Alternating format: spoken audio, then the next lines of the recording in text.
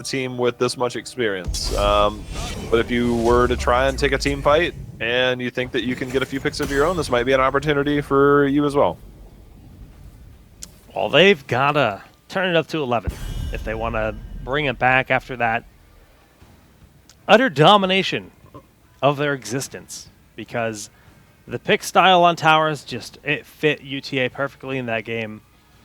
And BOE, like you said, this is a Tyrande map. You got to be feeling a little shooken by that, so we'll see. Pro Throws do have the first pick, first ban. So this was a map choice of UTA. Well, I mean, if you're trying to... if you're Pro Throws, you just take off the standard. Like, I really worry, like, if you let Tassadar through, you're going to be dealing with something that you might not be comfortable with. So, you know, a lot of teams that kind of fall into this, they either try one of two things. It's either to try and normalize things so that it's very even. You don't give up stuff like Zeratul, things like that. Or you try and, like, cheese it up a little bit yourself. And that could be something. If you have like a pocket like Medivh or Tracer or something like that, then now's the opportunity. But Ragnaros, they're saying, look, if we get the Immortal, we don't want anything in our way, including Molten Core. Oh, that's smart.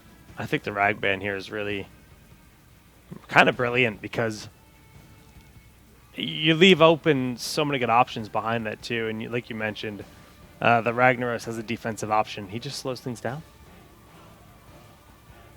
Yeah, we need more 6-minute games. Jay Howe is like not slept pretty much in like. I'm thinking about MVP Black. They're exciting despite the fact that they're over in 6 minutes. They're fun to watch. It's true. Well, there's the Malfurion pick for the first slot, leaving open many amazing options. Solo winner Jahaka, very good here for BOE. Yeah, I mean, Li Ming, Vala, all even without Tassadar, Monster Hunter build, so good here. If they go ETC early here, then they're going to look to be aggressive, and they could go something old school like ETC Tyrande. If they go something like Zarya here, which I think it would be a great pickup for their playstyle, it could be as well. But Arthas, great lockdown hero. We already saw what they did last game. I doubt they'll go Tyrande this early, but it wouldn't surprise me if they wanted to. They go Greymane. I think it's good in two ways. I mean, Greymane's amazing against Arthas because he's likely going to be that, you know, that one big body that if you can burst him down, great, especially with Army of the Dead being a prominent option for him and sustained. Chunk through his health quickly, good option versus him. But also, as you mentioned, dude, once he gets on the boss, he just goes to town. It's not too shabby. Arthas does really well in that category as well, just his E there. W? All the above? All of them. Yeah, he's pretty good. But with Vala let through, you have to wonder if Vala is the answer. I think Li Ming would actually be a really good pickup for them. If your opponent in UTA opts to go something like Zeratul, Li Ming is a lot safer because of Force Armor at level 1. Vala, you have mobility, but Zeratul has Vorpal Blade. So you have to kind of pick your poison. Do you want to try for that burst damage, or you have the backup shielding from Zarya? I like that. That can help a lot.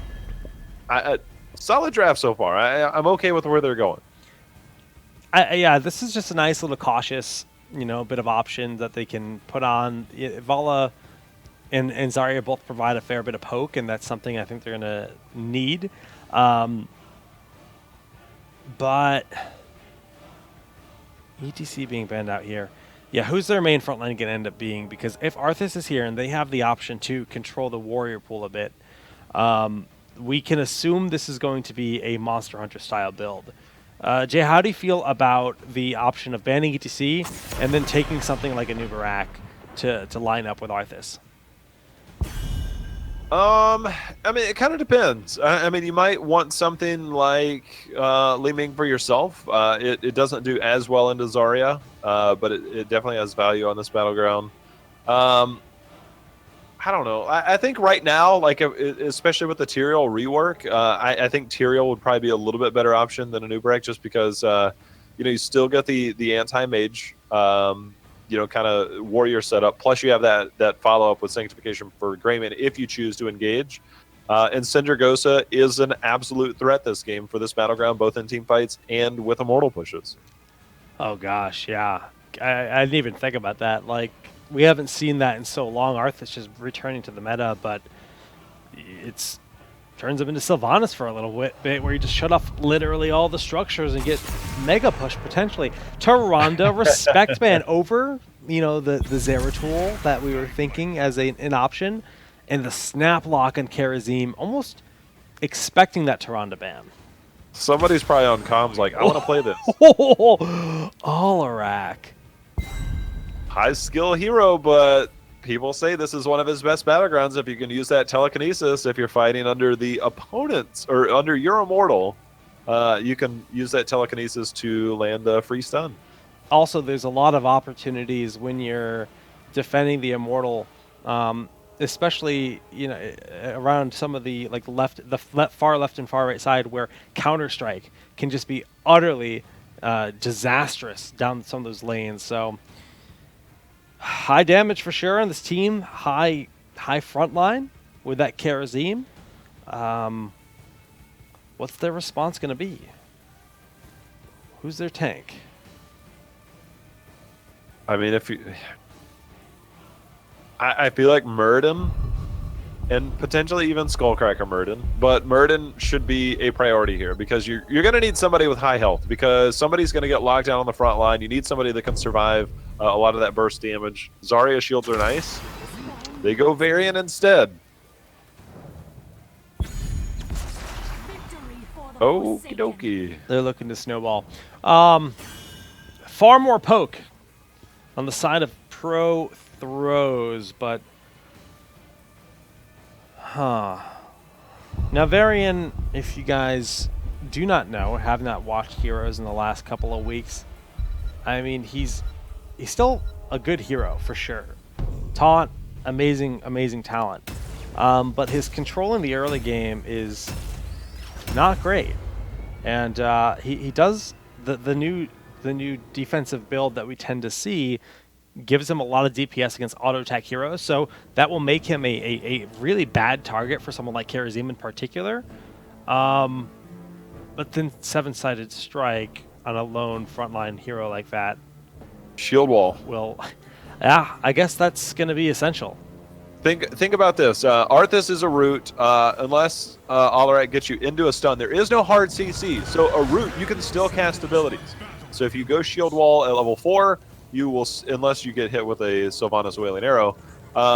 Boy, they are definitely going push build. They went Merc Queen on Sylvanas, which I don't understand on this map, but whatever. But you can legit use parry. Shield wall at level 4, I think, is the #1 choice right now. So going into the parry at level 1 as well with overpower, good pickup. I think that's going to help a lot. It's the new build, really, for Varian. So we'll see how it works out for them here. I mean, they've got amazing poke. They even actually opted to not go for the Monster Hunter style for Avala, going for a more standard auto attack build.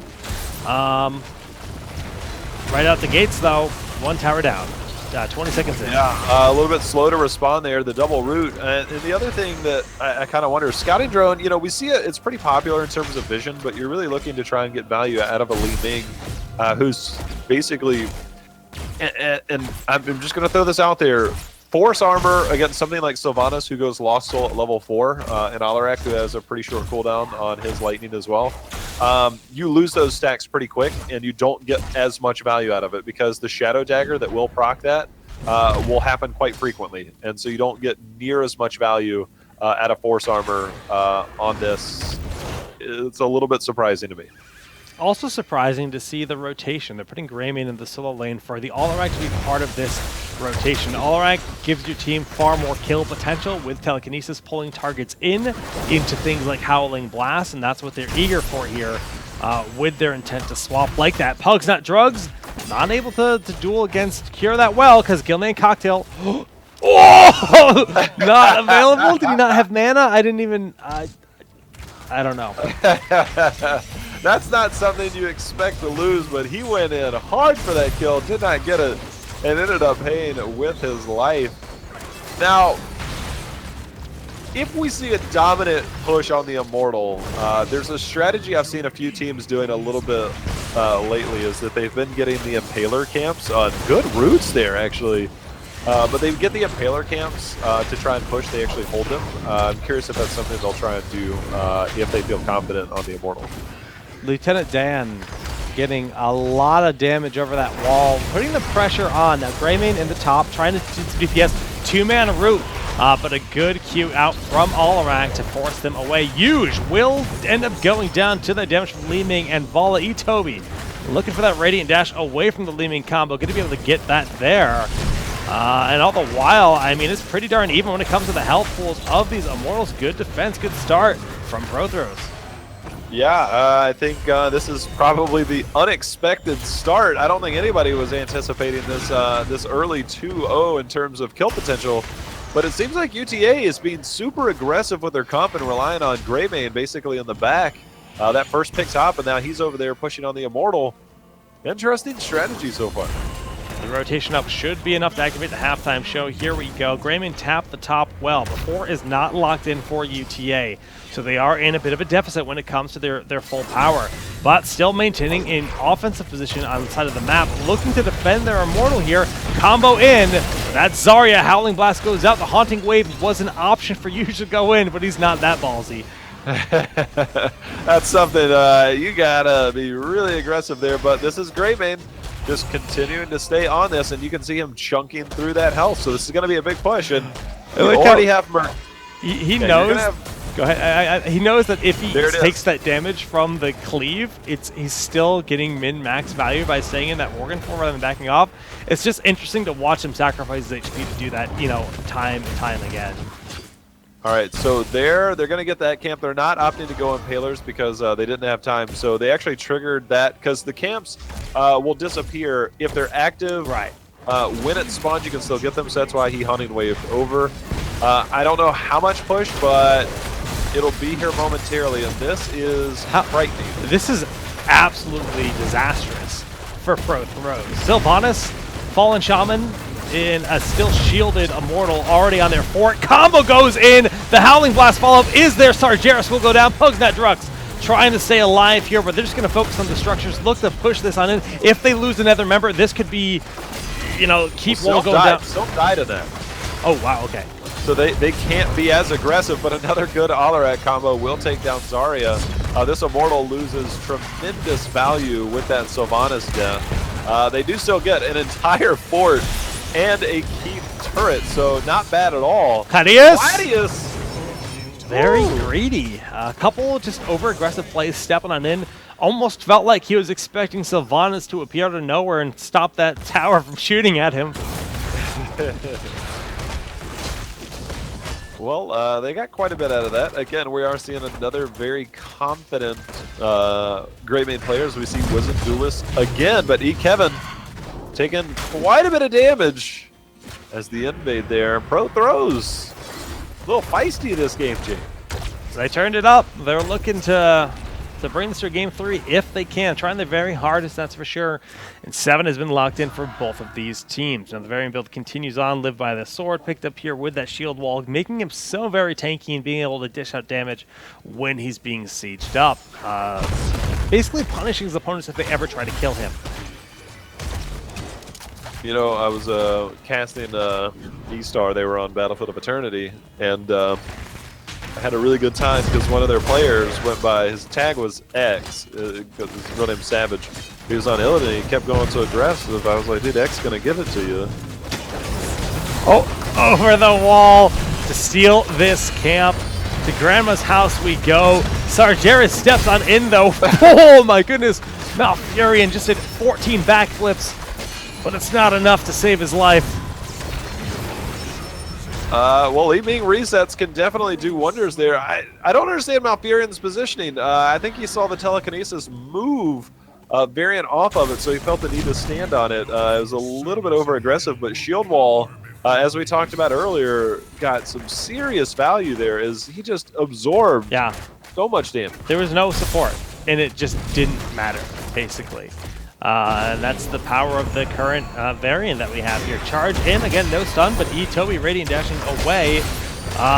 Good prediction from Theros on his location, but Itobi starting to heal up the team behind this. Vala, however, is doing work on that Red Immortal. Yeah, they're going to try and collapse. Verino, if you can see, is very much aware of the rotation. So a good lead so far, almost pushed it to halfway. Not too shabby so far. You have Li Ming on your side, so you can continue to poke in here. Yeah, and the experience is just about dead even in this game so far. Just behind a little bit. Level 9 about to be locked in with Variant soaking the bottom wave of minions right now. But they're collapsing. Itobi very aggressive, takes a lot of damage. Good backup before the damage of Lieutenant Dan becomes an issue. I like what Prothros is doing here. You know, they're being aggressive, but not overly aggressive. They have Vala trying to soak up because level 10 getting a little bit closer here for UTA with slight experience lead. But they're willing to commit to a little bit of poke. Right now they can't do a whole lot. But they do have to be aware of the flank as Kieran and Claudius coming on the backside. Okay, they saw this coming. Pugs Not Drugs, good defense. They back away and put the pressure onto the top. Theros gets pulled in for telekinesis, will end up going down, and that's the window of opportunity that they were looking for here for UTA. Howling Blast going to be an issue for Pugs Not Drugs, does end up connecting. Shield Wall doing wonders for him, but is it enough? Both stacks have now been used. Telekinesis ready once more, and he falls into the pit.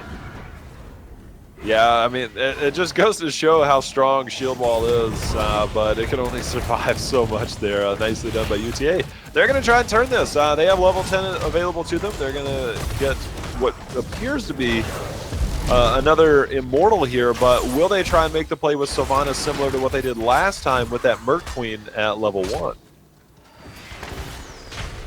Yeah, we'll see. Good defense here on their Immortal, though. Merc Queen value could come into play. Yep, they're looking for it here on this Kaiser camp at the bottom, so no Fallen Shaman this time. They're looking just to have that camp that's going to be in the bottom lane guaranteed and forward, well-timed. And this time, if Sylvanas doesn't die, it could be even more damage. Yeah, I think you now start threatening keep. This front wall is already down. Are going to be seeing Army, not Syndragosa, because you have Sylvanas. Yep. Not that big of a deal. Combo there. Expulsion Zone was used. Kevin isolated out on the front there. Good damage so far. Kevin, the taunt is on. The palm is there, and it does get triggered. A beautiful Reneventus Twilight Dream defense, but is it enough? You mentioned that palm was really good. Counter-Strike used, not doing a ton, and that damage from Lieutenant Dan on Li Ming is in fact substantial. So those health bars, no one's very healthy, but Sylvanas, all she needs to do is deny these towers their damage. The Kaiser camp behind that with Mercenary Queen doing so much for this team. Yeah, they're definitely getting a lot of good value out of that. They might be able to hold on to the keep here. They just got to be careful. They can't really lose anybody. Thero's taking a bit of damage. They have to take down this Immortal. They can afford to fight under, but there's just so much damage on the side of UTA that this is going down. Syl value really shining through there this time around, and you know that hurts.